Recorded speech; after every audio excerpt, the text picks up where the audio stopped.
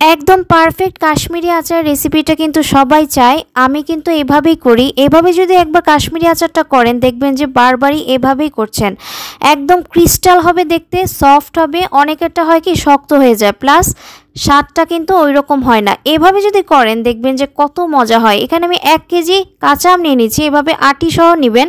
এভাবে কেটে আমি 2 থেকে আড়াই ঘন্টার জন্য লবণ পানি দিয়ে আমি ভিজিয়ে রেখেছি। অবশ্যই লবণ পানি দিয়ে ভিজাতে হবে, তাহলে কিন্তু টক ভাবটা চলে যাবে।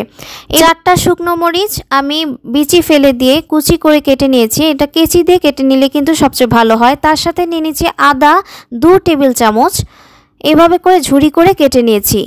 এবার চলে যাচ্ছি চুলোয়। এখানে দিয়ে দিব 3 কাপ আমি চিনি।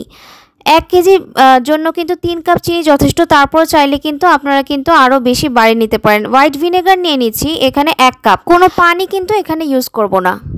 এখন 2 ঘন্টা পর আমগুলো কিন্তু একদম খুব ভালোভাবে 2-3 বার ধুয়ে নিয়েছি। এবার ওই চিনি আর ভিনেগারের পানির মধ্যে এই আমগুলো দিয়ে দিলাম। এবার চুলার জালটা জ্বালিয়ে দিয়ে 5 মিনিট এটাকে ঢেকে রাখবো। একটু নাড়াচাড়া করে এটাকে খুব ভালোভাবে ঢেকে রাখবো।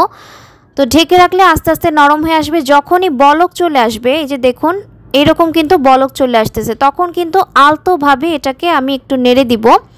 একদম পুরোপুরি বলক চলে আসলে এর মধ্যে আমি দিয়ে দিব ওই আদা কুচিগুলো।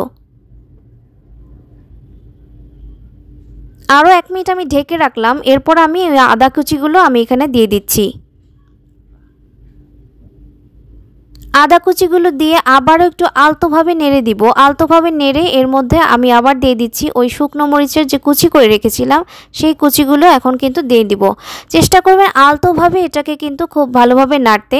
যদি বেশি নাড়ানাড়ি করা হয় তাহলে কিন্তু ওই আচারগুলো ভেঙে যাবে, আস্তে আস্তে কিন্তু আর থাকবে না। তো এবার আমি আবারও ঢেকে রাখবো খুব ভালোভাবে সিদ্ধ হওয়ার জন্য। যেমন আমগুলো একদম দেখা যাবে ক্রিস্টাল ক্লিয়ার কিন্তু চলে আসবে।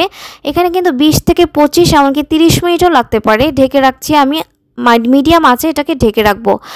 তো ঢেকে রাখার পরই এক সময় দেখবেন এইরকম আমগুলো একদম ক্রিস্টাল ক্লিয়ার হয়ে গেছে। তার মানে আমগুলো পারফেক্টভাবে সিদ্ধ হয়ে গেছে। চিনিটাও কিন্তু টেস্ট করে নেবেন, যদি চিনি কম হয়ে থাকে আর একটু চিনি দিয়ে নেবেন। একদমভাবে কিন্তু পারফেক্টভাবে তৈরি করে ফেললাম মজাদার কাশ্মীরি আচার। এইভাবে যদি তৈরি করেন যে কেউ খেয়ে কিন্তু আপনাদের প্রশংসা করবে। এত সুন্দর একটা রেসিপি। আশা করছি এই রেসিপিটা আপনারা ট্রাই করবেন। আর সবাই খুব ভালো থাকবেন। ভালো লাগলে আমার চ্যানেলটা সাবস্ক্রাইব করে নিতে পারেন, তাহলে মজা মজা সব রেসিপিগুলো কিন্তু পেয়ে যাবেন। আর ফেসবুকে যারা আছেন একটা ফলো দিয়ে রাখতে পারেন। দেখেই হয়তো বুঝতে পারছেন কতটা লোভনীয় হয়েছে এই আচারটা। বাচ্চা থেকে বয়স্ক সবাই কিন্তু এই আচারটা পছন্দ করবে। তো আল্লাহ হাফেজ।